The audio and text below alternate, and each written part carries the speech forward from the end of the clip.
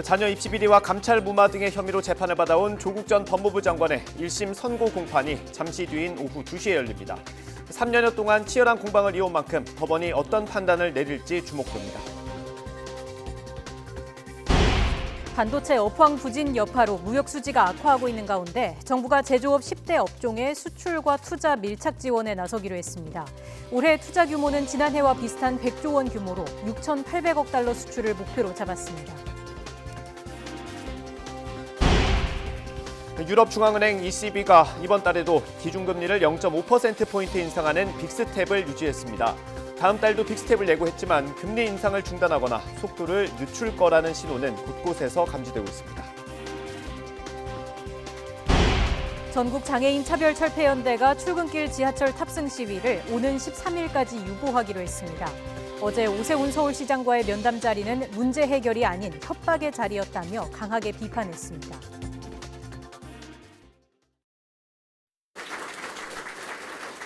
저는 누구도 함부로 되돌릴 수 없는 검찰개혁을 완수하고자 합니다.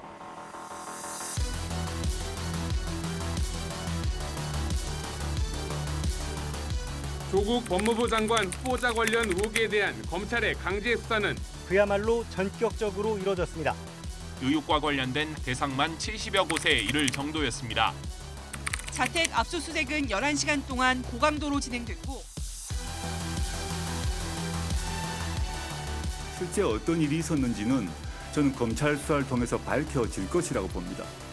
어떻게 수사를 했는지 다 이제 조금 있으면 다 드러날 텐데 조금 기다려 주시죠.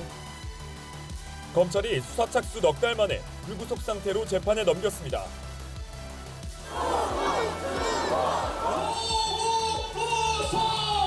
대한민국은 두 진영으로 쪼개져 주말마다 반대편을 규탄했습니다. 저는 이제 한 명의 시민으로 돌아갑니다.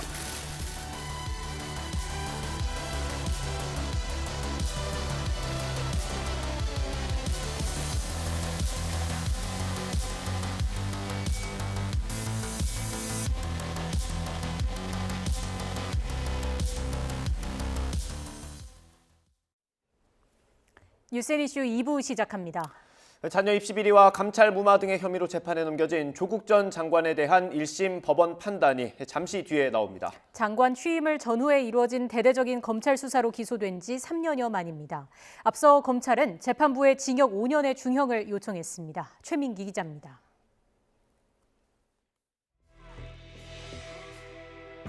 지난 2019년 말 재판에 넘겨진 조국 전 법무부 장관의 1심 선고가 오늘 내려집니다. 기소된 지 3년 2개월 만입니다. 조 전 장관은 검찰의 표적 수사로 단정하고 모든 혐의를 줄곧 부인해왔습니다. 작년 제가 법무부 장관으로 지명된 후에 저를 최종 목표로 하는 검찰의 전방위적 저인망 수사가 있었습니다. 마침내 기소까지 되었습니다. 고통스러운 시간이었습니다. 조 전 장관 혐의의 핵심은 아내 정경심 전 교수와 마찬가지로 자녀 입시비리 의혹과 관련한 업무방해와 허위 공문서 작성 등입니다. 딸 장학금 명목의 뇌물수수와 사모펀드 비리 의혹, 또 자택과 동양대 PC 반출 등 증거 조작과 은닉, 별도로 기소된 유재수 전 부산시 경제부시장에 대한 감찰 무마 혐의도 적용됐습니다. 구체적인 혐의로만 따지면 12개에 달합니다. 정 전 교수가 이미 대법원에서 딸 입시비리와 사모펀드 비리 일부 혐의에 대해 유죄가 확정된 만큼 이와 관련한 조 전 장관의 공모 범위를 재판부가 어디까지 인정할지도 쟁점입니다. 조 전 장관은 정 전 교수의 유죄 확정 이후에도 공모 관계를 부인해왔습니다. 앞서 결심 공판에서 검찰은 조 전 장관에게 징역 5년과 벌금 1,200만 원을 선고해달라고 요청했고 조 전 장관은 법무부 장관을 수락한 후과가 상상을 초월했다며 그간의 삶이 생지옥 같았다고 최후 진술하기도 했습니다. 이제 3년 만에 재판 마무리했는데 한 말씀만 좀 부탁드리겠습니다. 잠깐만요. 한 말씀만 좀 부탁드릴게요. 검찰 징역 5년 구형했는데 이에 대해서 좀 한 말씀만 좀. 아들 입시 비리 혐의로 다시 재판에 넘겨진 정 전 교수와 뇌물을 건넨 혐의를 받는 노환중 전 부산의료원장, 감찰 무마 의혹에 연루된 백원우 전 민정비서관과 박형철 전 반부패 비서관도 함께 1심 선고가 내려집니다. 3년 넘게 이어진 법적 공방 속에 담당 재판부가 교체되기도 했던 만큼 법원 판단에 이목이 쏠리고 있습니다. YTN 최민기입니다. 조국 전 장관은 문재인 정부 초대 민정수석을 거쳐 법무부 장관에도 임명됐지만 자녀 입시 비리 의혹이 불거지면서 물러났습니다. 이후 강도 높은 검찰 수사를 받았고 12개 혐의로 재판에 넘겨졌습니다. 논란과 사퇴, 기소까지의 5개월을 이준엽 기자가 정리했습니다. 서해 맹산의 정신으로 공정한 법질서 확립, 검찰개혁, 법무부 혁신 등의 소명을 완수하겠습니다. 서해 맹산, 충무공 이순신 장군이 읊은 시 구절로 출사표를 던진 조국 전 법무부 장관. 그런데 풍파는 자신에게 돌아왔습니다. 당시 문재인 대통령이 검찰개혁 적임자로 내세웠지만 일주일도 채 되지 않아 이른바 조국 사태가 시작된 겁니다. 첫 번째는 사모펀드 논란이었습니다. 10억 원 넘는 돈을 투자하신 판단 근거가 무엇인가요? 국회 청문회에서 소상히가 답변드리겠습니다. 이어 불거진 딸 조민 씨 관련 의혹. 의대에서 유급되고도 장학금을 받았다는 논란과 함께 제1저자 부당 등재를 비롯한 자녀 부정 입학 논란이 불거지며 비판 여론은 들불처럼 번졌습니다. 제 가족이 요구하지도 않았고 절차적 불법도 없었다는 점을 내세우지 않고 국민들의 질책을 받고 또 받겠습니다. 더 많이 질책해 주십시오. 대학교 안에서 내로남불을 비판하는 시위가 이어지고 딸의 학교에서 윤리위까지 열리자 조 전 장관은 처음으로 고개를 숙였습니다. 개혁주의자가 되기 위해서 노력했지만 아이 문제에는 불철저하고 안이한 아버지였음을 겸허히 고백합니다. 그리고 지명 18일째부터 시작된 대대적인 압수수색. 가족과 동생 전처의 자택, 의혹과 관련된 학교와 기관의 사무실까지 대상만 70여 곳에 이를 정도였습니다. 조 전 장관 의혹이 전국의 소용돌이가 되면서 청문회보다 앞서 열린 기자간담회에 이목이 최고조로 쏠렸습니다. 저의 많은 한계, 흠결, 미흡함에도 불구하고 제가 해야 될 일을 함으로써 그러한 실망을 누그러뜨리는 것이 저의 역할이라고 생각을 하고 있습니다. 청문회가 끝나자마자 검찰은 기다렸다는 듯이 부인 정경심 씨를 사문서 위조 혐의로 기소한다고 밝혔습니다. 당시 문재인 대통령은 의혹만으로 임명하지 않으면 나쁜 선례라며 조 전 장관을 임명했습니다. 지명 한 달 만입니다. 저는 누구도 함부로 되돌릴 수 없는 검찰개혁을 시민들, 전문가들, 그리고 여러분들과 함께 완수하고자 합니다.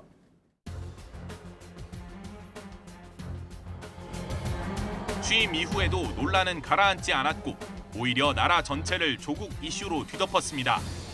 조국 수호를 외치는 서초동 집회, 조국 반대를 부르짖는 광화문 집회. 우리 사회는 둘로 갈렸습니다. 결국 조 전 장관은 스스로 물러났습니다. 지명된 지 67일, 장관직에 오른 지는 36일 만입니다. 국민 여러분께 죄송하고 송구하고 감사하고 고맙습니다. 저는 이제 한 명의 시민으로 돌아갑니다. 이렇다고 윤석열 당시 총장이 이끄는 검찰 수사가 멈춘 건 아닙니다. 아내와 동생이 연이어 구속됐고 조 전 장관은 포토라인에 서기를 거부해 비공개로 검찰에 나가 진술을 아예 하지 않았습니다. 결국 조 전 장관 본인도 구속 갈림길에 섰지만 영장이 기각됐습니다. 가족 전체를 대상으로 하는 검찰의 끝이 없는 전방위적 수사를 견디고 견뎠습니다.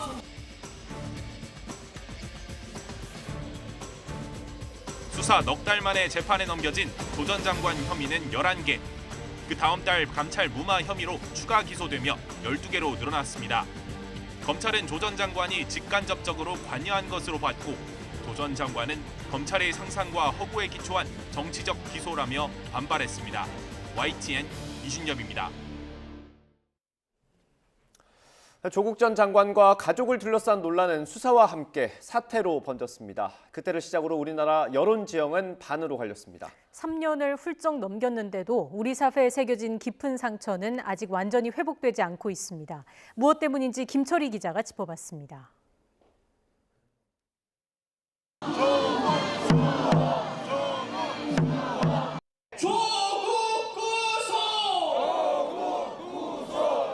지난 2019년 대한민국 사회는 조국을 놓고 둘로 갈렸습니다. 한쪽은 서초동으로 다른 한쪽은 광화문으로 나가 목청껏 외쳤습니다. 조국 사태를 둘러싼 갈등이 이토록 컸던 이유는 무엇이었을까? 문재인 정부는 임기 초부터 공정사회를 강조했습니다. 박근혜 전 대통령 탄핵으로 출범했기에 어찌 보면 당연한 일입니다. 문재인과 더불어민주당 정부에서 기회는 평등할 것입니다. 과정은 공정할 것입니다. 결과는 정의로울 것입니다. 그런데 정부 출범 3년 차에 터진 게 바로 조국 사태였습니다. 여러 불공정 의혹은 조국과 그의 가족, 나아가 문재인 정부에도 타격을 줬습니다. 여론이 가장 예민하게 움직였던 건 입시 비리 의혹이었습니다. 이때 나온 말이 바로 내로남불입니다.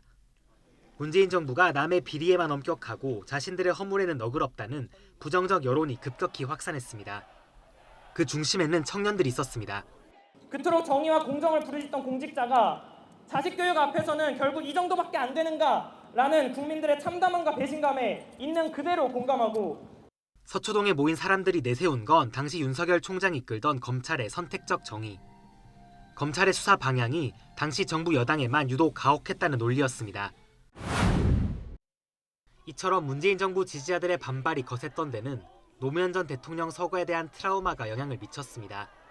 뿌리 깊게 박힌 검찰 불신과 검찰 개혁을 위해 지명된 당시 조국 법무부 장관에 대한 기대가 조국 수호의 흐름을 만들어낸 겁니다. 피해 사실을 불법으로 공표하는 것도 문제가 되고요. 똑같은 자녀의 문제가 있어도 조국 장관에 있어서는 너무 무리한 수사를 하는 것이 아닌가. 실제 검찰은 장관 후보 인사 청문회 당일 부인 정경심 씨를 기소한 데 이어 11시간에 걸친 압수수색과 이딴 가족 소환으로 조국 일가를 몰아세웠습니다. 검찰 권력의 수사권 남용이라는 주장과 살아있는 권력에 대한 정당한 수사라는 주장이 뒤엉키게 됐습니다.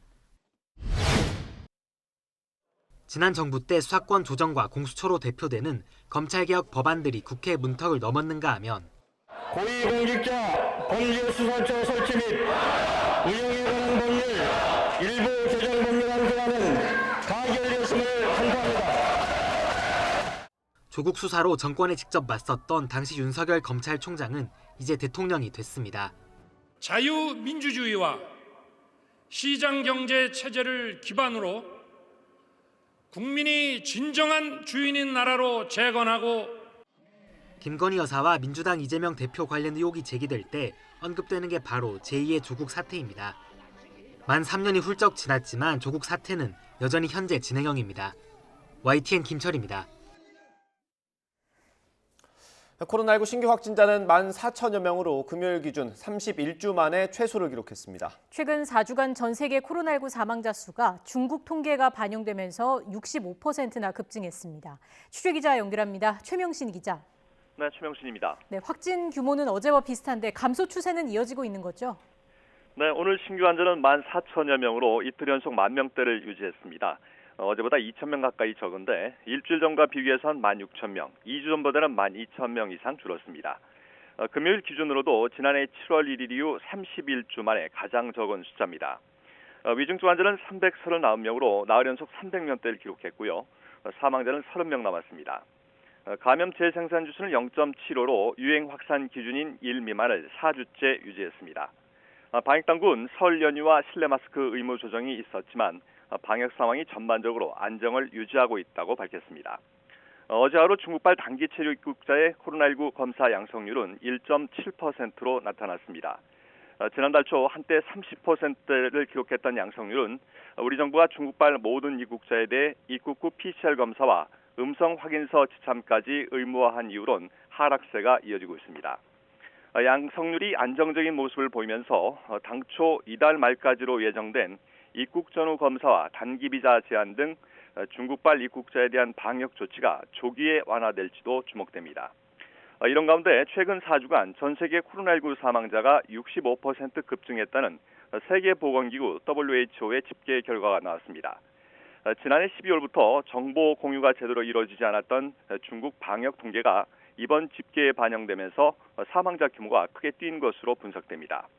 WHO가 공개한 지난달 2일부터 29일까지 4주간 코로나19 현황에 따르면 이 기간 전 세계 코로나19 사망자는 11만 4천 명으로 직전 4주간에 비해서 65%나 급증했습니다. 다만 중국의 최근 신규 환자 수는 크게 줄어든 것으로 나타났습니다. WHO는 1월 4주간 신규 환자가 가장 많이 나왔다고 보고한 국가는 중국으로 1,135만 건에 달하지만 직전 4주간보다는 85% 감소한 규모라고 설명했습니다. 중국 보건당국도 지난달 춘제 연휴 기간 감염자 폭증이 발생하지 않았고 유행 규모가 지난해 말 정점을 찍은 뒤에 감소세를 이어가고 있다고 밝혔습니다. 지금까지 사회부에서 YTN 최명순입니다. 코로나19 발생 이후 매일 울리던 각 지방자치단체의 신규 확진자 통계 재난 문자가 3년 만에 사라집니다. 행정안전부는 지난달 18일 단순한 확진자 수는 재난 문자로 발송하지 말라고 권고하는 내용의 공문을 전국 시도에 보냈습니다. 행안부는 확진자 수 위주의 재난 문자 반복 송출로 이용자가 피로감을 느끼고 재난 문자 효과도 떨어질 우려가 있다고 지적했습니다. 그러면서 방역조치 관련 변경사항이나 특이사항 등 시급성이나 필요성이 높은 내용 위주로 재난 문자를 보내는 것이 좋다고 덧붙였습니다.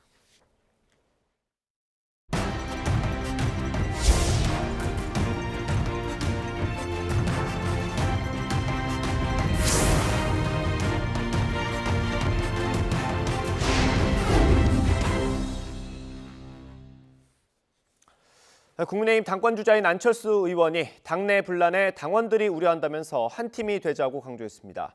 인수위원장을 맡았을 때 업무를 포기했다는 비판에 대해서도 입장을 밝혔습니다. 오늘 기자회견 내용 들어보겠습니다.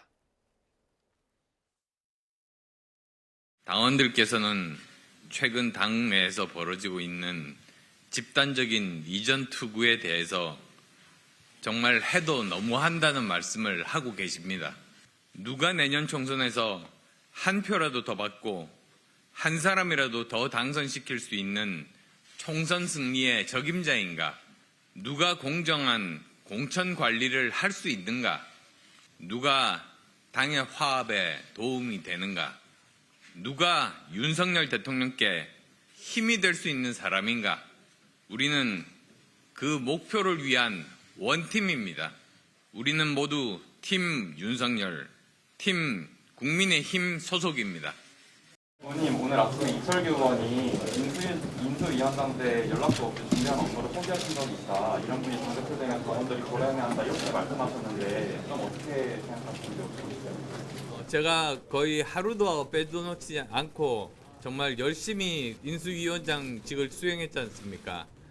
그중에서 반나절 정도 사실은 제가 추천드렸던 분에 대한 뭐 인사 문제로 잠깐 이견이 있었던 적이 있었습니다. 빠른 시간 내에 저녁 때 이제 윤 대통령님과 만나 뵙고 함께 식사를 하면서 그 문제에 대해서 완전히 완벽하게 해결했습니다.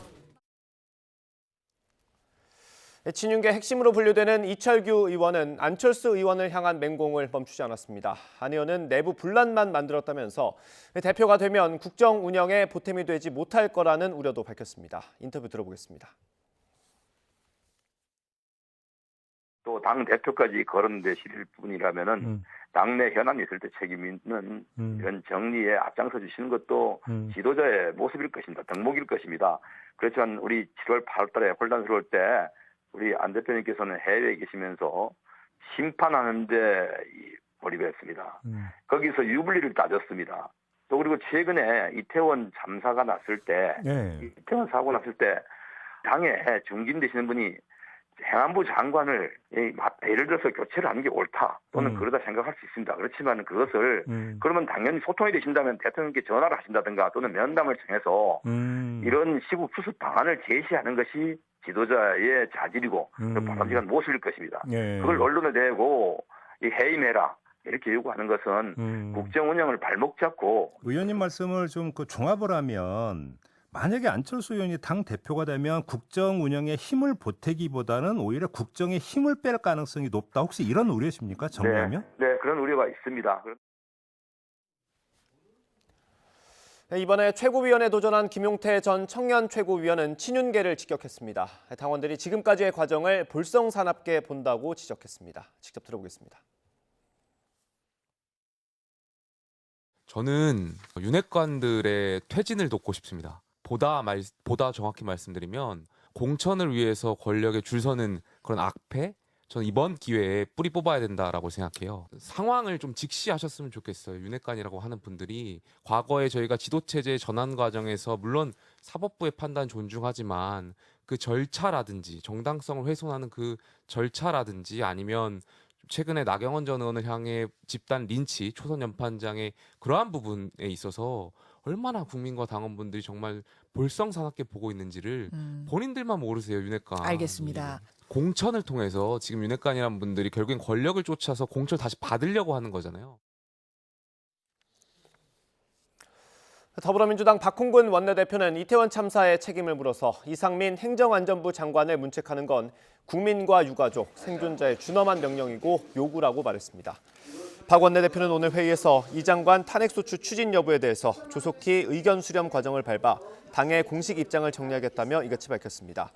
어제 의총 결과에 대해선 이 장관 책임을 묻고 재판 과정에서 새로운 정황이 확인된 김 여사가 수사를 받게 하자는 데에는 그 어떤 이견도 없었다고 전했습니다. 주호영 국민의힘 원내대표는 민주당이 이상민 장관에 대한 탄핵소추를 검토하는 것에 대해서 섣불리 카드를 꺼내 들었다가 기각되면 혼란과 낭비 책임은 누가 지냐고 비판했습니다. 주 원내대표는 오늘 회의에서 탄핵소추는 마음에 안 든다고 하는 게 아니라 직무집행이 헌법과 법률을 위반할 때 사유와 증거를 제출해야 가능하다고 지적했습니다. 쌍방울 대북 송금 의혹을 수사하는 검찰은 이르면 오늘 김성태 전 회장을 재판에 넘길 것으로 보입니다. 수원지방검찰청은 외국환거래법 위반과 횡령, 배임 혐의 등으로 구속된 김 전 회장을 이르면 오늘 기소할 예정입니다. 김 전 회장은 지난 2019년 허가받지 않은 800만 달러를 북한에 송금하거나 회사 돈으로 비자금을 조성한 혐의 등을 받습니다. 이화영 전 경기도 평화부지사가 최근 김성태 전 쌍방울그룹 회장이 검찰에서 한 진술은 사실이 아니라고 반박했습니다. 이 전 부지사 측은 YTN 취재진과 만나 이 전 부지사가 김 전 회장에게 민주당 이재명 대표와 통화하게 해준 적이 없다고 밝혔습니다. 또 김 전 회장이 쌍방울의 대북 송금을 경기도와 이 대표를 위해 이루어진 것처럼 프레임이 만들어지고 있다며 이는 완전 허구라고 주장했습니다. 지난해 대통령 관저 결정 과정에 역술인 천공이 개입했다는 주장이 다시 제기되면서 정치권 공방으로 번졌습니다. 민주당과 정의당은 진상규명에 나서겠다고 압박했는데 대통령실은 전혀 사실이 아니라고 강하게 반박했습니다. 엄윤주 기자입니다. 부승찬 전 국방부 대변인은 저서를 통해 윤석열 대통령 관저 결정에 역술인 천공이 개입했다는 의혹을 제기했습니다. 지난해 3월쯤 천공과 함께 당시 대통령직 인수위 청와대 이전 TF팀장이던 김용현 경호처장 등이 한남동 육군 참모총장 공간과 서울 사무소를 답사했는데 공간을 관리하는 부사관이 당시 남영신 육군참모총장에게 보고했고 자신은 남 총장에게 관련 이야기를 들었다는 겁니다. 일기를 다시 보다가 천공 의혹이 있었고 책으로 출간하는 상황에서 이 내용만 빼고는 할 수 없었고 야권은 즉각 CCTV를 공개하는 등 실체를 밝히라며 맹공을 퍼부었습니다. 더불어민주당은 국회 국방위원회와 운영위원회를 소집해 해당 의혹을 규명하겠다고 예고했고 정의당도 납득할 수 있는 해명을 내놓으라고 압박했습니다. 과연 누가 최종 승인하여 역술인이 대통령실 이전이라는 국가적 사업에 개입했는지 그 실체를 반드시 밝히겠습니다.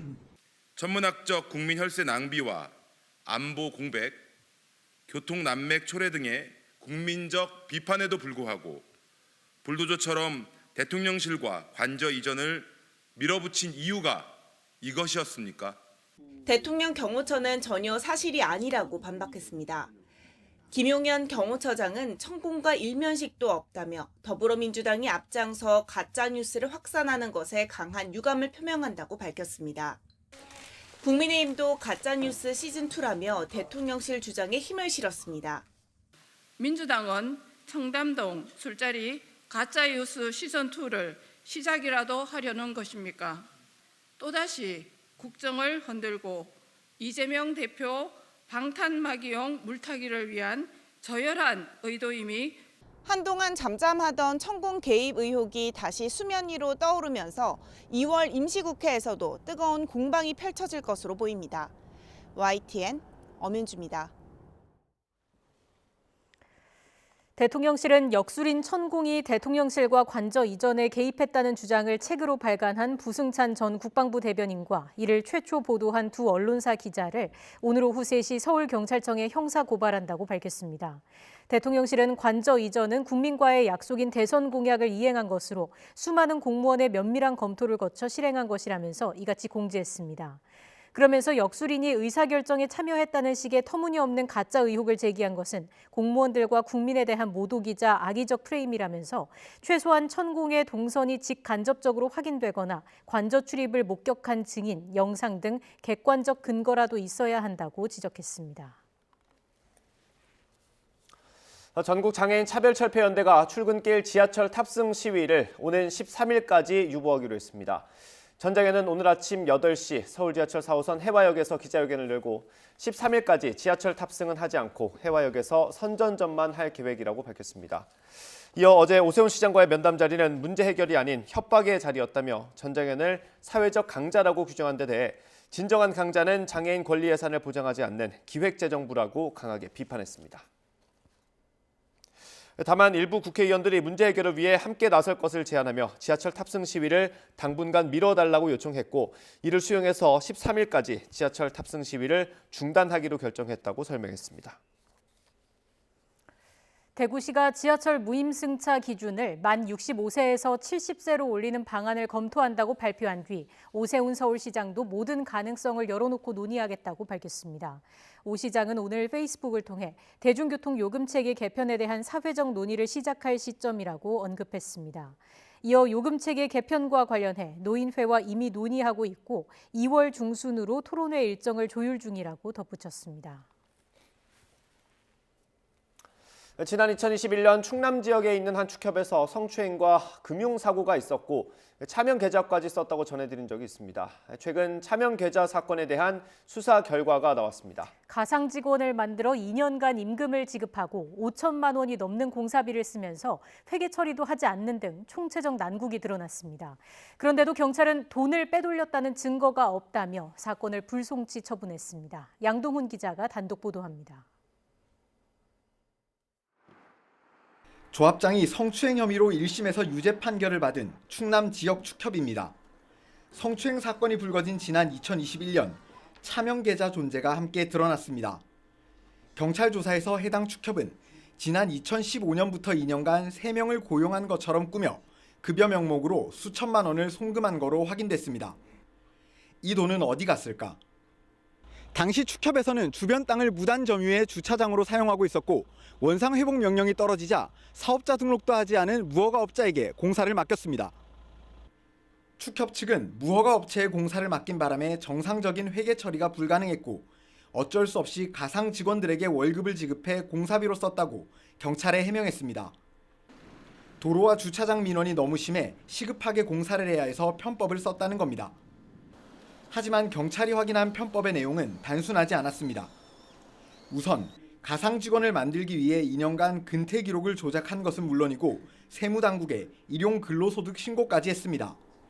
근무 일지도 그 일용소득 신고서 그 문서 뒤에 첨부를 하라고 했었거든요. 그래서 제가 근무 일지 그 양식을 작성해서 그 출근한 날짜에 직접 그 동그라미를 직접 치면서 공사 규모가 5천만 원이 넘는 거로 추산됐는데 정확한 공사비가 얼마였는지, 공사업체에 돈을 정말 지급했는지 증빙할 영수증 하나 없는 거로 나타났습니다.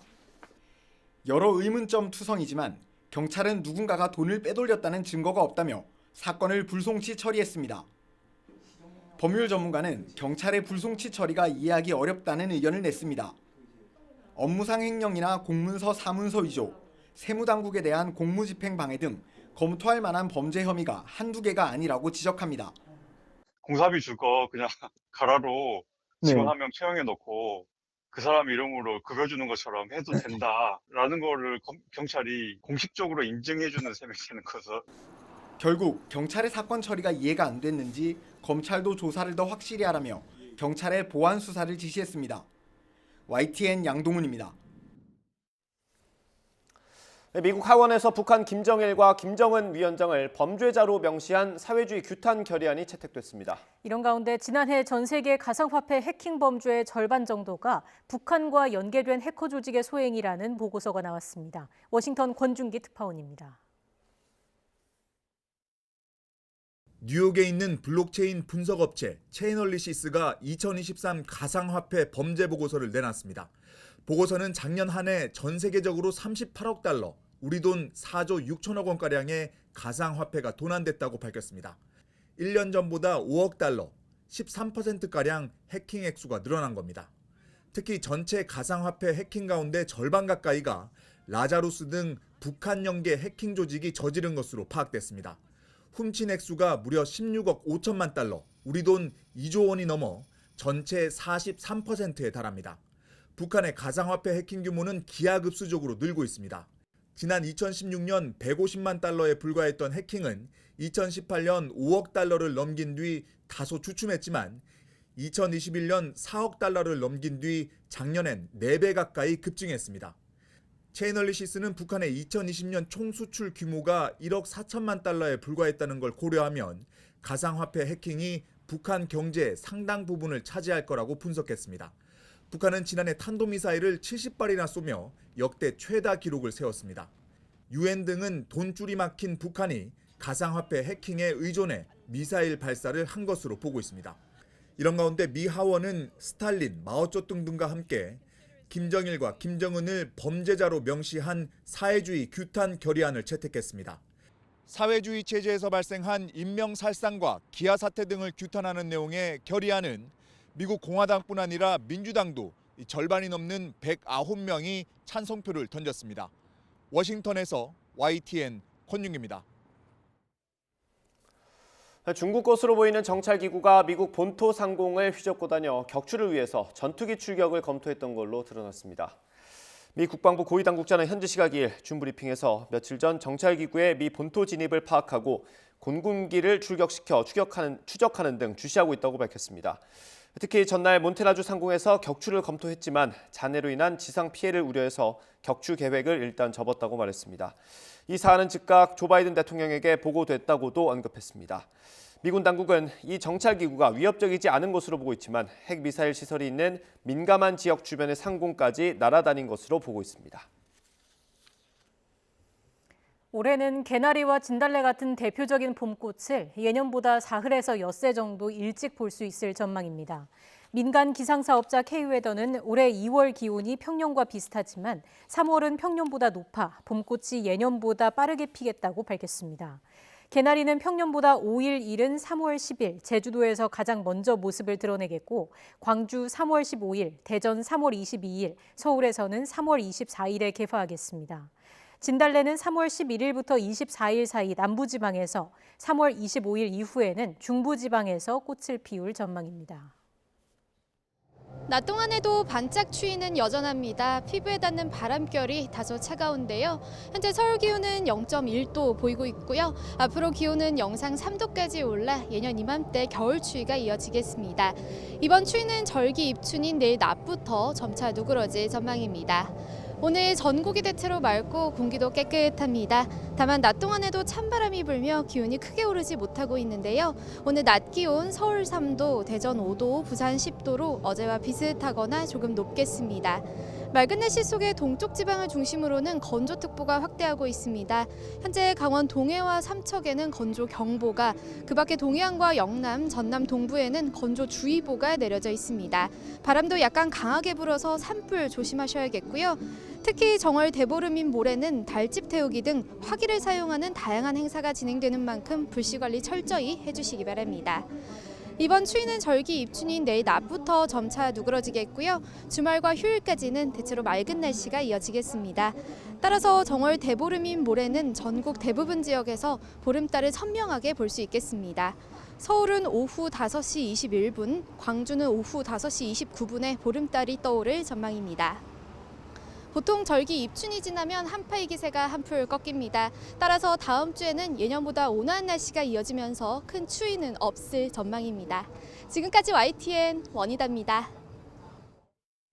이상으로 뉴스앤이슈 마치겠습니다. 잠시 뒤에 더 뉴스가 방송됩니다. 시청해주신 여러분 고맙습니다.